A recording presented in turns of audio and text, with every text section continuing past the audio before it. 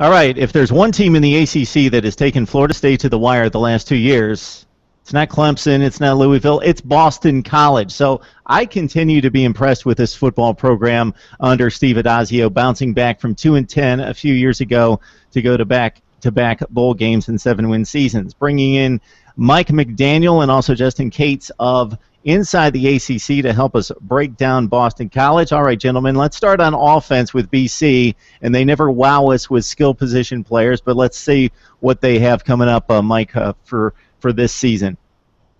Well, they're losing quarterback Tyler Murphy. He was the veteran of their offense last year, and they're going with an entirely new offensive line as well, so there's a lot of turnover on the offensive side of the ball. New quarterback's going to be Darius Slade. He's a sophomore with only 8 career passes. So last year he kind of got in garbage time a couple times, but he hasn't played much at all, so it'll be entirely new for him as a starter at least. Offensive line, they're replacing the entire thing, and their linemen now have only 15 combined starts between some of them, between spot starts and whatnot. So they're going with a new line to protect a new quarterback, and they'll be relying a ton on running back Jon Hilliman. He's one of the up-and-coming running backs in the ACC, 860 yards and 13 touchdowns last year as a freshman, so he's a very good player. They also have a couple of younger running backs, Miles Willis, Tyler Rouse, and Marcus Outlaw. They'll factor in as well, but expect Hilliman to get a majority of the carries. Now, as far as the receivers go, Sherman Alston is now their leading receiver, and he only had 16 catches for 175 yards last year. So he factored in more in the running game, actually, on jet sweeps, and he lined up sometimes next to Tyler Murphy last season in the spread and took some handoffs. He had 352 yards rushing last year. So he's now their leading receiver because Josh Bordner has moved on, and their tight end, Dan Crimmins, was expecting to be one of their leading receivers this year, is no longer with the program. So there's a lot of turnover on the offensive side of the ball for Boston College, and hopefully they'll try to hang their hat on their defense. It's been so good the last couple of years. Yeah, Mike, there's typically no mistake what Steve Addazio wants to do at Boston College. That's run the football. They were 14th in the nation in rushing last year, 255 yards per game, but the big concern, as you note, losing all 5 offensive line starters, and from the people I talked to at BC, it's not a good situation in regards to what they expect along the offensive front, so not exactly bringing in 4- and 5-star recruits. You mentioned Sherman Alston. Yeah, 352 yards running jet sweeps, primarily over 10 yards per carry. So Tyler Murphy, not maybe the most proficient quarterback from the pocket, but he gave them another dimension that they sorely needed in running the football and creating some running plays outside the tackles and some space and big chunk yardage plays, and we'll see if Darius Wade's able to do that as well. And when does BC have any wide receivers that are going to scare anyone? All right, let's talk some defense. We know that the front seven's tough there at BC typically. Justin, what do we have on that side of the football? Yeah, if we learned anything about the BC defense last year is that it does not behoove one to run up the middle against them. Second in the nation in run defense, allowing just 94.5 yards per game, second only to Michigan State.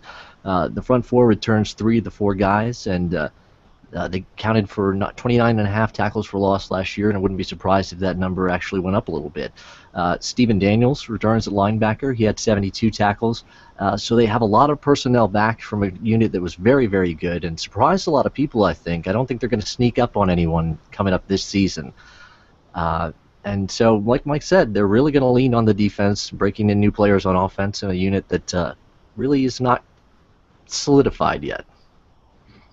Yeah, the secondary was pretty bad last season in spots. The front 7 was really good. They do have Stephen Daniels coming back, probably their best linebacker, at least the most productive, 72 stops, 7 tackles for loss. Don Brown, their defensive coordinator, known for really gimmick defenses to a certain extent, at least bringing the blitz from a number of areas, exotic blitzes there. They got a place kicker in Alex Howell, who hit 5 of 11. So when you're Boston College and you're scraping for points and you rely on a running game and a defense to get the job done, you need to convert those field goals. So 5 for 11 coming back. He apparently has won the job again, just 3 for 9 from plus 40. So BC, they're resourceful, if nothing else, in pulling 2- and 3-star recruits in and getting the job done and being fairly competitive. Looking at the schedule, they do have a interesting date with Notre Dame near the end of the season. That game is going to be played at Fenway Park. They need to get off to a great start. They've got Maine and Howard. They're going to be a decided favorite there before they have to welcome Florida State to town on September 18th.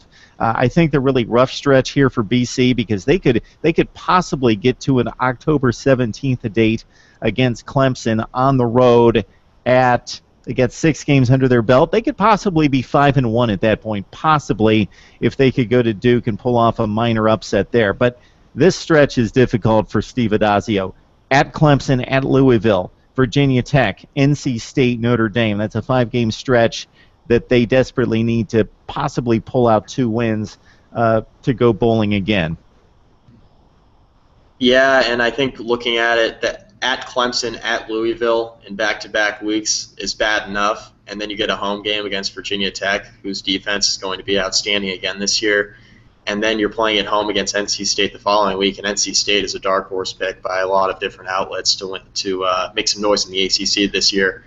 And that's all before going to play Notre Dame at a neutral site at Fenway Park. So it's an interesting schedule. Like you said, they could easily rattle off 4 or 5 wins there in the first 6 games. That Florida State meeting there September 18th will probably be the one out of the first 6 that they're most likely to lose. And then they got Duke on October 3rd. That will also be a tough game. When you look at the personnel, Justin, at times it doesn't seem like it can possibly stand up against the likes of Clemson and Florida State, but they seem to give those 2 the better games that they get from most of the ACC.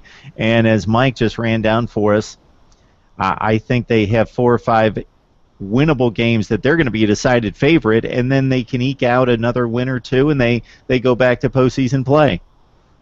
Yeah, and I think, it's surprising that that's the expectation, but yeah, you look, there really is a good shot to win 6 games and maybe 7 if they pull a couple of upsets.